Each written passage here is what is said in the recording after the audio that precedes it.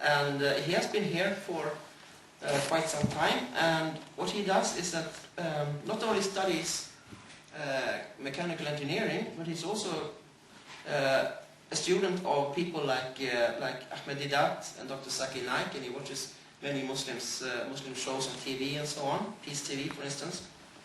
And his methodology of acquiring knowledge on Islam is from the Book of Allah and the glorious Quran and the authentic narrations Hadith of the Prophet Muhammad ﷺ. He is a keen student of Islam and comparative religion, well versed on the Bible, the Vedic scriptures, the Hindu scriptures, and other scriptures. And he has given about 25 Friday sermons, which we call khutbahs, at Chalmers for the congregation of Muslims there over the last year. And he also has been the General Secretary of the Islamic Association of Chalmers since between 2008 and 2009.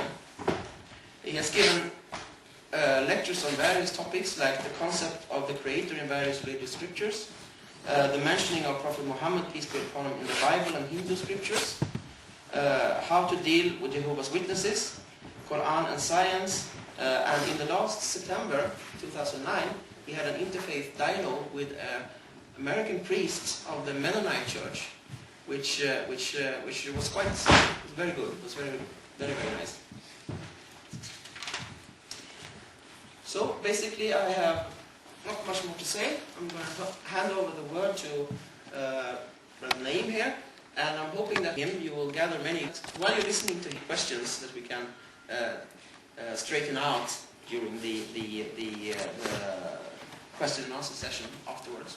So I here now just hand over the word to Brother Naim, and he will give a lecture which will be around 1 hour and 15 minutes, maybe one and a half hour if it's many questions going on. Then we'll have a break. The Muslims among us, we need to pray, and other people will have coffee, and or maybe I get some coffee too, I hope. Then we'll have an open questions and answer session, which is about 1 hour, 1.5. And then if there's more discussion, somebody wants to make a short statement or something like that, maybe we can continue after that. So we'll see when we end. We'll end when people get fed up, I guess, and I hope that won't be for a very long time, inshallah. So, thank you very much.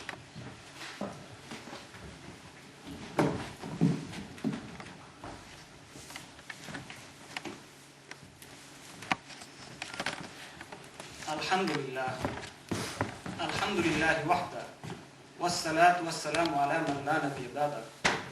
Allahumma ya mufaddibul adbab wa ya musaddibul asbab wa ya dalil al-ha'irin tawakkaltu alayka ya rabbul alamin wa ufaqid Allah inna Allah basirun bil ibad. A'udhu billahi minash shaitanir rajim. Bismillahir rahmanir rahim. Ar-Rahman 'allama al-Qur'an. Alif Lam Mim Tanzil al-Kitab la rayba fi min ar-Rabbil alamin. Rabbi shrah li sadri wa yassir li amri wahlul 'uqdatan min lisani yafqahu qawli. Respected Chairman, distinguished guests, my respected elders, and my dear brothers and sisters, I welcome all of you with the Islamic greetings. Assalamu alaikum wa rahmatullahi wa barakatuh, which means may peace, mercy, and blessings of the Creator be on all of you.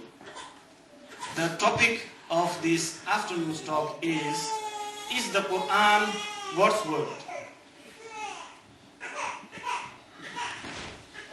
So, how this topic arises?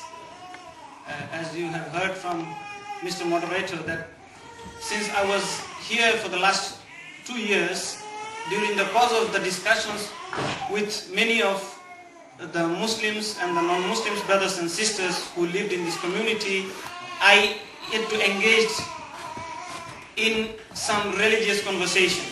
And always I have been forced to ask that why this book, the Quran, is the only word of God. Why not the others? And many of my Muslim brothers and sisters, they also asked me the same questions, that they have also faced the similar type of questions by the community that lives here, that why this book you Muslims refer to be the only book of the Creator? What about the other religious scriptures? So this talk of mine is very important for those non-Muslims, which I see some of them are here, and also for those Muslims who are less aware about the religion. So let us see after this talk whether we can come to a conclusion that this book, the glorious Quran, is the book of God or not. To proceed with, let us first define the topic. The topic is the Quran God's word? So what is Quran?